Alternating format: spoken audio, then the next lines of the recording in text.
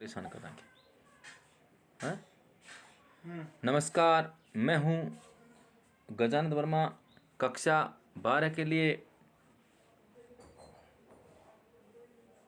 अनिवार्य हिंदी पुस्तक संवाद सेतु पाठ संख्या 10, जिसके अंदर हम पढ़ रहे थे रिपोर्टाज, यात्रा वृत्तांत, डायरी लेखन, संदर्भ ग्रंथ की महत्ता। आज इस पाठ नंबर 10 के अंदर हम पाठ संख्या 5 पढ़ेंगे। पार्ट 5, डायरी लेखन। तो देखिएगा, ये डायरी लेखन के बारे में चर्चा करते हैं। वैसे तो क्या है कि हमारे भारत में ये डायरी लेखन की प्रक्रिया बहुत पहले से थी। महाजन लोग अपने विवरण का लेखा जोखा डायरी के माध्यम से करते थे, लिखते थे। ये डायरी लिखने की प्रक्रिया राजा महाराजाओं के शासनकाल में भी हुआ करती थी, क्योंकि वो अपने राज्य के अंदर कितनी आय हुई है, कितना पैसा, कितनी आय, कितना धन है, कितना खर्च कर दिया, कितना बच गया, अब की बार कितना धन आया है, इसमें कितना खर्च करना है, कितना क्या रखना है, इन सब बातों की जानकारी के लिए भी वे डायरिया लिखते थे। महाजन लोग भी लेखा जोखा रखने के लिए डायरियाँ लिखते थे। और वैसे स्कूल के अंदर भी डायरियाँ होती है, लेकिन आज हम इस पाठ में डायरी के बारे में पढ़ते हैं। डायरी के अलग अलग रूप करते हैं, किस तरह की डायरी होती है। इसको रोजनामचा कहते हैं, नामों से भी जाना जाता है। इसको रोजनामचा कहते हैं, दैनंदिनी कहते हैं, दैनिकी भी कहते हैं। कुछ ऐसे होते हैं कि दैनिक डायरी होती है, वो दैनिक लिखते हैं। कुछ डायरी साहित्यिक डायरी होती हैं, साहित्यकार जो लोग होते हैं, कवि जो लोग होते हैं, लेखककार होते हैं, उनको लिखते हैं। और काल्पनिक करते हैं, साहित्यिक, ऐसे अलग अलग तरह की डायरियाँ होती है। तो आज हम इसमें डायरी के बारे में पढ़ेंगे। ये भी एक तरह से क्या है कि यात्रा इंसान करता है, जो कुछ दिन भर में इंसान जीवन में जो कुछ खर्च करता है। जैसे मान लीजिए इस व्यक्ति का खर्च दिन भर का इतना है, महीने का इतना है, उससे डायरी लिखने से ये फ़ायदा मिलता है कि व्यक्ति जब डायरी लिखता है तो उसको इस चीज़ का अनुभव हो जाता है, इस चीज़ का तजुर्बा होता है कि खर्चे की डायरी जो होती है उसमें पता लग जाता है कि पहले मेरे घर का खर्च कितने में चलता था, आज मेरे घर खर्च में कितना पैसा खर्च हो रहा है, पहले ये वस्तु कितने में आती थी, आज ये वस्तु कितने में आ रही है, पहले मेरे काम करने का तरीका, मेरे काम करने की क्षमता कितनी थी, आज मेरे काम करने की क्षमता कितनी है। खाने पीने की बात भी अगर की जाए तो डायरी लेखन से पता चलता है कि पहले हम घर खर्च में कितना खर्च करते थे, घर में कितना खर्च करते थे, आज हम कितना खर्च करते हैं। इसकी जानकारी, इसका अंतर पाने के लिए भी डायरी लिखना अति आवश्यक है। लोग क्या है कि अपने जीवन की डायरियाँ लिखते हैं, जिससे क्या है कि उसके अनुभव, उनके ज्ञान, उनके तजुर्बे की जानकारी भी उस व्यक्ति को मिलती रहती है। उससे इंसान को स्वयं की प्रेरणा भी मिलती है। जीवन काल में प्रत्येक व्यक्ति को अपने जीवन में अपनी डायरी लिखनी चाहिए। कुछ व्यक्तिगत डायरी होती है जो किसी को अपनी बात बता नहीं सकता, तो वो अपनी डायरी में उसको लिख लेता है। देखिएगा, डायरी को हिंदी में दैनंदिनी भी कहते हैं। डायरी को हिंदी में दैनंदिनी भी कहते हैं। वैसे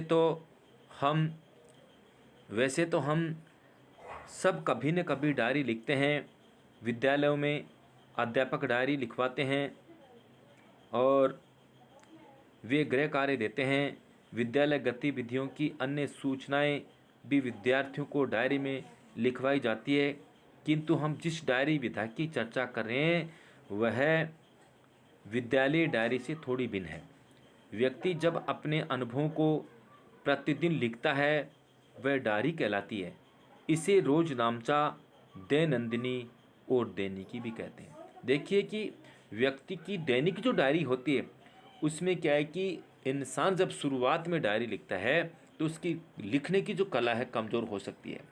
लिखने का तरीका, लिखने का तजुर्बा उसे नहीं है, लेकिन वक्त जैसे जैसे जैसे निकलता चला जाता है उसके लिखने का तरीका बदल जाता है, उसकी भाषा शैली अच्छी हो जाती है, उसका शब्दकोश अच्छा हो जाता है, राइटिंग उसकी अच्छी हो जाती है। धीरे धीरे वो डायरी लिखने में बड़ा ही कर्मठ हो जाता है, क्योंकि लिखने से इंसान में ज्ञान भी प्राप्त होता है।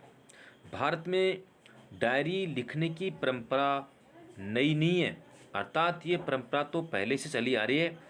भारत में बही लिखने की प्रवृत्ति अति पुरातन है।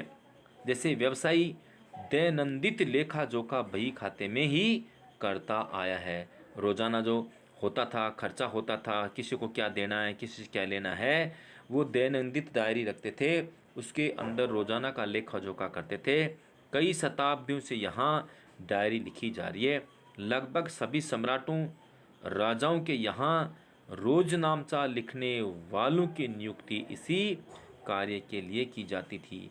या रोजाना घटने वाली घटना, सम्राट थे, राजा थे, सेठ साहूकार थे, वो रोजाना उनकी आय व्यय का विवरण जानने के लिए महीने में कितना हुआ, महीने उनका हिसाब हुआ करता था। इस तरह से क्या है कि ये डायरी लिखवाते, जिससे क्या है कि उनके आय व्यय का पता भी चलता था। वे राज्य में हुई प्रतिदिन की घटनाओं का उल्लेख करते थे। आज जैसे डायरी में लिखी हुई है कि भाई आज हमें क्या करना है, कल क्या किया था, कल से हमारा काम ज़्यादा हुआ कम हुआ। और इंसान अपने जीवन के तजुर्बों को, इंसान अपने जीवन को जब जीता है तो उनके तजुर्बे, अनुभव, इनकी जानकारी भी इन डायरियों के माध्यम से ही होती है कि इंसान ने कुछ किया कि नहीं किया। जीवन बही खातों में कई शताब्दियों से हो गया। इसके बाद में वे राज्य में प्रतिदिन की घटनाओं का उल्लेख करते हैं। तारीख या त्वारीख शब्द ही ये स्पष्ट कर देते हैं कि उस युग में ऐतिहासिक कृतियाँ पहले दैनंदिनी विवरण के रूप में प्रस्तुत हुआ करती थी और अंत में उनका समुचित या संकलित रूप काल विशेष का इतिहास हो जाता था। मुस्लिम इतिहासकार मात्र प्राय इसी पद्धति से इतिहास प्रस्तुत किया करते थे। मुसलमान कहा करते हैं, ये इतिहासकार कह रहे हैं कि जिसको इतिहास कहते हैं, जिसको हिस्ट्री कहते हैं, ये इतिहास हिस्ट्री भी इसी के माध्यम से बनी है, क्योंकि लोग अपने जीवन में घटने वाली घटनाओं को उस डायरी में लिखते थे। ऐसे तो हमें क्या पता चलता, अब जैसे मान लो 200 साल 500 साल पहले क्या घटना घटी थी, कैसे क्या हुआ था, अगर हमारे, क्योंकि उस समय ऐसे आधुनिक जो यंत्र है, आधुनिक सुख सुविधाएं ऐसी कुछ भी नहीं थी, इसलिए उस ज़माने में धीरे धीरे लिखने की जो कला लोगों के अंदर थी, और धीरे धीरे धीरे वो कला धीरे धीरे आगे बढ़ती बढ़ती बढ़ती यहाँ तक पहुँच गई। तो मुस्लिम इतिहासकार कहते हैं कि व्यक्ति अपने जीवन में जो कुछ लिखता है, व्यक्ति अपने जीवन में जो कुछ प्रकट करता है, आगे चल करके वही एक इतिहास के रूप में भी सामने आता है। बड़ी सुंदर बात कही है। और ये देखा, मुस्लिम इतिहासकार मात्र इसी पद्धति का इतिहास प्रस्तुत किया करते थे। प्राचीन हस्तलिखित पुस्तकों और बहियों आदि से पता चलता है कि राजघरानों एवं संपन्न परिवारों में कहीं कहीं दैनंदिनी विवरण लिखने की परंपरा भी थी। ये देखने से जाहिर हो रहा है कि अब जैसे मान लो ये जो लिखने की बात जब आ रही है, हस्तलिखित जब पुस्तकें मिली, हस्तलिखित जब पुस्तकें हैं, उनको देखकर ऐसा लगता है कि बड़े बड़े राजघराने थे, बड़े बड़े सेठ थे, राजा महाराज थे, उनके शासनकाल में दैनिक जो कार्य होता था उनको लिखने की जो डायरी प्रक्रिया थी, वो प्रतिदिन अपना आय व्यय का विवरण सब कुछ लिखते थे, जिसके कारण आज हमें इतिहास के तौर पर पढ़ने के लिए मिल रही है। यहाँ दे रखा है, इन विवरणों में मुख्यतः नित्य के आय व्यय का हिसाब और तत्कालीन घटनाओं का ब्यौरा रहता है। इससे इस बात की जानकारी होती है कि हम पहले कितना खर्चा करते थे, आज हम कितना खर्चा कर रहे हैं, पहले हमारे जीने का तरीका क्या था, आज हमारे जीने का तरीका क्या है, हमारी जीवन शैली पहले की अपेक्षा बदली है या वैसे की वैसे है। इसकी जानकारी हमें इसके माध्यम से ही मिलती है। जीने के तरीके की जानकारी भी हमें इसके माध्यम से मिलती है, अन्यथा हमें पता भी नहीं रहेगा हमारे जीवन का तरीका क्या है। घटनाओं का पता भी चल जाता है। जीवन परिवर्तनशील है, गतिशील है, ये तो सबको पता है। जीवन परिवर्तनशील है, गति, जीवन एक जगह नहीं रुकता। आज हम, पहले कैसे अपनी जीवन शैली थी, आज हमारी जीवन शैली कैसी है, आगे आने वाले समय में हमारा जीवन स्तर कैसा रहेगा, उसके बाद में कैसा रहेगा, क्योंकि प्रकृति बदल रही है। जीवन में प्रकृति के अंदर जो समय आने पर धीरे धीरे बहुत सारे उथल पुथल, बहुत सारे जीवन की जो जीने के जो तरीके थे धीरे धीरे बदलते जा रहे हैं। इसलिए जीवन परिवर्तनशील भी है और गतिशील भी है। हमारे जीवनानुभव प्रतिदिन बढ़ते जाते हैं, हमारे जीवन के अनुभव भी बढ़ते जाते हैं, क्योंकि आज जिस जीवन को हम जी रहे हैं हमारे अनुभव कम हैं, आगे आने वाले समय में जिस जीवन को हमने जी लिया वो हमारे अनुभव हो गए, फिर ऐसे ऐसे जीवन को जीते चले जाते हैं। उसी प्रकार से अनुभव की इंसान के जीवन बढ़ते चले जाते हैं। डायरी लेखन का हमारे व्यक्तित्व को सुधारने में संवारने में अत्यंत प्रभाव पड़ता है। डायरी से क्या होता है कि हमारा व्यक्तित्व सुधरता है, हमारा लेखन सुधरता है और हमारे जीवन को सुधारने का सबसे अच्छा तरीका भी डायरी है। हमारे जीवन को हम कैसे सुधारें, जीवन को सुधारने का सबसे अच्छा तरीका भी डायरी है।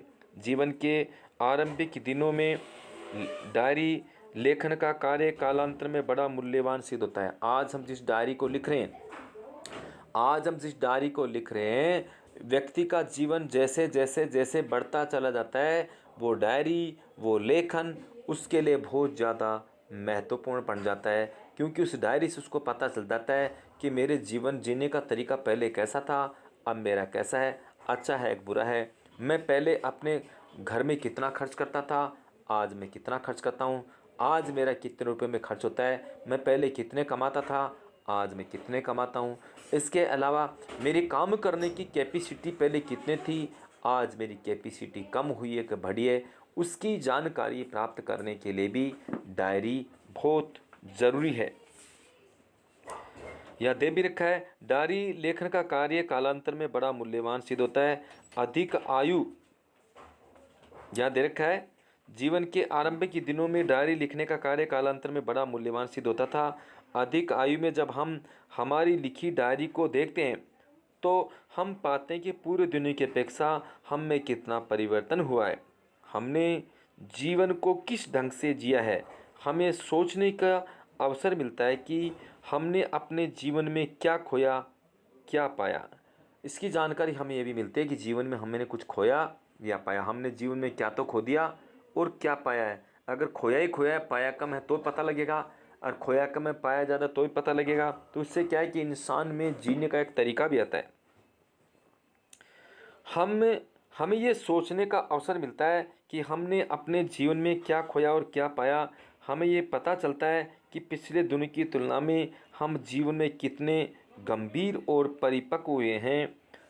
हमें यूँ कहे कि डायरी हमारे हमारे बीते हुए जीवन का सच्चा दर्पण है। जो समय बीत गया है उस बीते हुए समय का सच्चा दर्पण डायरी है। दर्पण डायरी है, बीते हुए जीवन का सच्चा दर्पण है। तो अनुचित नहीं होगा अपने अनुभवों, विश्वासों और आकांक्षाओं की प्रौढ़ता का विकास क्रम समझने में यह आकर्षण और रमणीय साधन है। देखिए, डायरी आधुनिक काल का शब्द है। डायरी जो शब्द है आधुनिक काल का है, प्राचीन काल का नहीं है, क्योंकि इनको तो अन्य नाम से जाना जाता था। ये विधा भी आधुनिक काल की नव्यतम विधाओं से है। डायरी शैली आत्मकथात्मक मानव प्रवण गद्य विधा है। ये पद्य नहीं है, गद्य है। और सबसे आत्मकथात्मक, हमारे मन में जो विचार उत्पन्न होते हैं, जिन विचारों को, जिन बातों को हम दूसरों को नहीं कह सकते, जो हमारे गूढ़तम विचार हैं हम दूसरों को नहीं बता सकते, उन बातों को हम अपनी डायरी में लिख लेते हैं, जिसके कारण समय आने पर वे विचार हमारे काम आते हैं, हमारे काम आते हैं। डायरी आधुनिक काल का शब्द है तथा यह विधा भी आधुनिक काल की नव्यतम विधाओं में से है। डायरी जीवन आत्मकथात्मक भाव प्रवण गद्य विधा है। डायरी का शाब्दिक अर्थ प्रतिदिन की घटनाओं का प्रभावी ढंग से लेखन, जिसको दे रखा है डेली रिकॉर्ड्स ऑफ इवेंट है। व्यवहार में हम देखते हैं कि डायरी या दैनंदिनी लेखन में उस प्रकार की प्रवृत्ति वाले लेखक अपने दैनिक अनुभवों, जैसे थोड़े बहुत विस्तार से का भेंट वार्ताओं का स्थानिक निरीक्षणों का विवरण देते हैं। आज डायरी के माध्यम से विभिन्न समस्याएं और विचार प्रस्तुत हैं। आज डायरी के माध्यम से बहुत सारे विचार भी हैं, समस्याएं भी हैं, जैसे होने लगे हैं। डायरी का संबंध प्रत्यक्षतः एक व्यक्ति से होने के कारण इसमें व्यक्तिगतता की प्रधानता होती है। प्रत्येक समस्याओं पर डायरी लेखक आत्मपरक दृष्टि डालता है, आत्मचिंतन और अपने भोगे हुए संदर्भ को प्रस्तुत करता है। आचार्य उमेश शास्त्री ने डायरी लेखन की निम्नलिखित विशेषताएं बताई। आचार्य उमेश शास्त्री क्या है कि डायरी के बारे में बहुत सारी बातें बताइए कि डायरी क्यों लिखनी चाहिए, डायरी में क्या क्या होना चाहिए। डायरी लिखना इंसान की एक आदत है, वो प्रतिदिन लिखेगा तो उसमें ज्ञान, तजुर्बा, अनुभव, ये सारी चीज़ें मिलेगी। धीरे धीरे उसकी लिखने की कला बढ़ेगी। साथ में इंसान अगर खुद जीवन से अगर तंग आ गया है, परेशान हो गया है, तो उसका समय भी पास हो जाता है और साथ साथ में उनमें ज्ञान की वृद्धि होती है। लोगों के सामने अपने को छोटा महसूस नहीं करता, क्योंकि लिखने से उनको कुछ मिलता भी है। डायरी लेखन विधा में लेखक के आत्मीय गुण तथा प्रवृत्तियों की अभिव्यक्ति होती है। डायरीकार लेख में समय और स्थान के संदर्भ को भी अपनी अभिव्यक्ति देता है। डायरीकार, डायरी लिखने वाला व्यक्ति है, समय, स्थान सब कुछ लिखता है, जिसके कारण जब उस डायरी के अंदर या उससे संबंधित उसको जानकारी अगर प्राप्त करनी है तो डायरी खोल करके देखेगा तो उसको पूरी जानकारी हो जाएगी। डायरीकार डायरीकार लेख में समय और स्थान के संदर्भ में भी अपनी अभिव्यक्ति देता है। साथ में डायरीकार लेख में समय और सीमा हो गया। डायरीकार अपनी भावना के प्रति ईमानदार होता है। भावना के प्रति ईमानदार होता है कि वो वही डायरी में लिखेगा, क्योंकि उसकी व्यक्तिगत डायरी वही लिखेगा जो उन्होंने सीखा है, जो उन्होंने समझा है, कि उसके अंदर एक भी टॉपिक को फालतू नहीं लिखा, क्योंकि उसको दिखाना थोड़ी है, वो किसी दूसरे को दिखाना होता है तो हो सकता है उसमें ज़्यादा कुछ लिख दे, किंतु स्वयं का एक दर्पण है, स्वयं का एक आईना है। इसलिए अनुभव, ज्ञान, तजुर्बा जो कुछ उन्होंने सीखा है बिल्कुल सही सही उसके अंदर लिखेगा। डायरीकार अपनी भावना के प्रति ईमानदार होता है, बिल्कुल सही है। इसके अलावा डायरी लेखन डायरीकार की प्रामाणिकता अभिव्यक्ति होती है। प्रमाण होता है उसका कि उन्होंने ये बातें सीखी है, इन्होंने ये बातें सारी लिखी है। जीवन में एक ऐसी घटना उसके सामने घट जाती है, जीवन में जो कुछ उसने पाया है, खोया है, उसकी जानकारी उस डायरी के माध्यम से होती है। डायरीकार साहित्यिक संभावना के प्रति उदासीन नहीं रहता। ये जो साहित्यिक रचना अगर वो रचना चाहता है तो उदासीन नहीं रहता, क्योंकि उसके पास में ऐसा बहुत सारा कलेक्शन हो गया है, बहुत सारी सामग्री इकट्ठी हो गई है। इसलिए वह अगर साहित्य रचना भी करना चाहेगा तो जीवन से जुड़ी हुई इतनी घटनाएं, जीवन का जो अनुभव हो, वो चीज़ें, कब क्या घटना घटी, क्या क्या समस्याएं, क्या क्या आनंद आया, वो सारी चीज़ें उनके सामने जब होगी, सामग्री उनके पास में ये ऐसी चीज़ें जब मौजूद है, तो जो लिखने वाला व्यक्ति है उसके बारे में बहुत कुछ लिख लेगा, क्योंकि उसके पास में पूरी सामग्री है। डायरी लेखन में सभी लेखन विधियों को स्पष्ट करता है। डायरीकार समय समय पर अतीत डायरीकार समय समय पर अतीत डायरीकार समय समय पर डायरीकार समय समय पर अतीत के अनुभवों का पुनर्समीक्षा करता हुआ आगे बढ़ता है। अब देखिए, डायरीकार पुनर्समीक्षा का मतलब होता है कि पहले मैं कैसे जीवन जीता था, आज मैं कैसे जीवन जी रहा हूँ, इस प्रकार की जानकारी। पुनर्समीक्षा का मतलब हो गया कि पहले मैं कैसे जीवन यापन करता था, आज मैं कैसे जीवन यापन कर रहा हूँ, आज मेरे जीने का तरीका कैसे है, पहले मेरे जीवन का तरीका कैसा था, आज मैं पहले की अपेक्षा ठीक हूँ या नहीं हूँ, पहले मेरे घर का खर्च कितने में चलता था, आज मेरे घर का खर्च कितने में चलता है, पहले मेरे काम करने की क्षमता कितनी थी, आज मेरी काम करने की क्षमता कितनी है। इसके अलावा बात खर्चे की करते कि ये वस्तु कितने रुपए की आई, पहले कितने की आती थी, आज कितने की आ रही है। धीरे धीरे पैसा, रुपये का मूल्य घटता जा रहा है। इन सब जानकारी प्राप्त करने के लिए भी डायरी बहुत अपेक्षित है, बहुत ज़रूरी है। इंसान को अपने जीवन काल में निश्चित रूप से डायरी लिखना चाहिए, जिससे इंसान को लिखने की आदत बनती है। समय जो व्यर्थ बेकार चला जाता है वो बेकार नहीं जाता। और अच्छी डायरी अगर लिखता है, अच्छी बातें अगर लिखता है, तो लोग उनकी डायरी को पसंद करते हैं। इस तरह भी इंसान पैसा कमा सकता है। पैसे के साथ साथ में डायरी से इंसान नाम भी कमाता है, ये भी सही है। जो साहित्यिक व्यक्ति होते हैं, साहित्य की रचना करते हैं, उनको ज़रूरत पड़ती है अपनी व्यक्तिगत डायरी, क्योंकि सामग्री उनको क्या चाहिए, मसाला चाहिए। और मसाला उनके पास में कहाँ से आएगा, मसाला तभी आएगा जब उन्होंने जीवन में उस मसाले को इकट्ठा किया है। तो जो व्यक्तिगत डायरी, स्वयं की जो डायरी है, उनके माध्यम से उनको लिखने का बहुत ज़्यादा ज्ञान होगा। साथ में उनके पास में सामग्री होगी, उसको स्तंभ बना करके, ताकत बना करके उसके माध्यम से नई चीज़ें वो लिख सकते हैं। इसलिए इंसान को अपने जीवन काल में डायरी निश्चित रूप से लिखनी चाहिए, जिससे कि इंसान में एक अच्छी आदत बने, ज्ञान अनुभव तजुर्बा बढ़े। इसलिए जीवन काल में मनुष्य को हमेशा डायरी का उपयोग करना चाहिए। Thank you. Okay bye.